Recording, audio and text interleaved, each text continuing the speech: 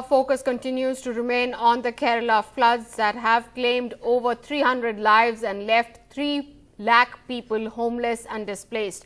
Prime Minister Narendra Modi is in Kerala. He reviewed the situation which is arising out of the floods in the state, and after a review meeting, he made an aerial assessment of the damages that have been caused due to the floods in some of those affected areas in the state. Remember, all 14 districts in Kerala now under a red alert. But accompanying the Prime Minister was the Governor of Kerala, the Chief Minister, as well as KJ Alphonse. And he also expressed his grief and sorrow on the unfortunate deaths and damage that have been caused to lives and property due to the floods.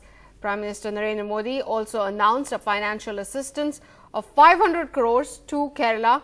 Now remember, this is in addition to the 100 crores that was announced by Home Minister Rajnath Singh previously when he visited the state on the 12th of August. The Prime Minister has also announced an ex gratia of 2 lakh rupees per person to the next of kin of the deceased, and also 50,000 rupees for those who have been seriously injured in this entire flood in Kerala from the Prime Minister's National Relief Fund. I have Himanshu Shekhar now joining us on the phone line. Himanshu, give us the details on the Prime Minister's very important visit to Kerala. He underwent an aerial visit. It was initially stopped due to rain, but what more details do you have?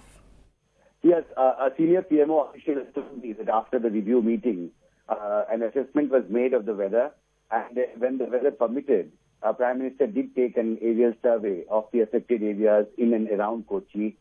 We have been told a few more details we have about the directions that Prime Minister has announced after a review meeting with the Chief Minister of Kerala. He has also directed the insurance companies to hold special camps for the assessment and timely release of compensation. Remember, whenever a big natural disaster happens, the first focus is also on ensuring that those who have been saved are given proper adequate relief and compensation so that they can restart and rebuild their lives. And so while efforts are on for relief and rescue in areas which are still flood inundated, those people who have been rescued so far, efforts have now also been initiated to rehabilitate them. And in that regard, the Prime Minister's directive to insurance companies to hold special camps for assessment and timely release of compensation is very significant. Now, Prime Minister has also directed the National Highways Authority of India to immediately start work on repairing the main highways which have been badly affected.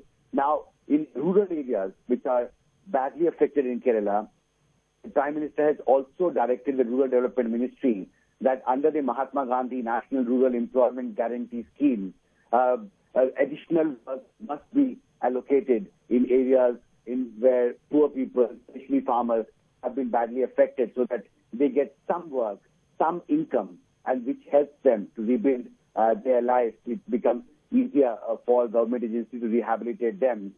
He has, under the mission for integrated development of horticulture, Prime Minister has announced that farmers would be provided assistance for replantation of damaged horticulture crops.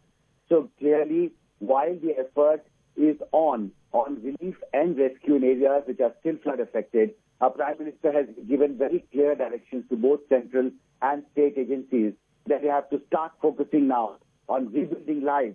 People who have been saved, rescued by relief agencies, they must be rehabilitated as early as possible.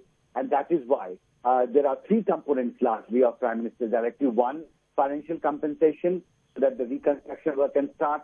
Second, very specific directives to central and state agencies for creating new employment opportunities under Mahatma Gandhi National Rural Employment Guarantee Scheme for farmers, so that they can start the replantation work, for national highways being reconstructed.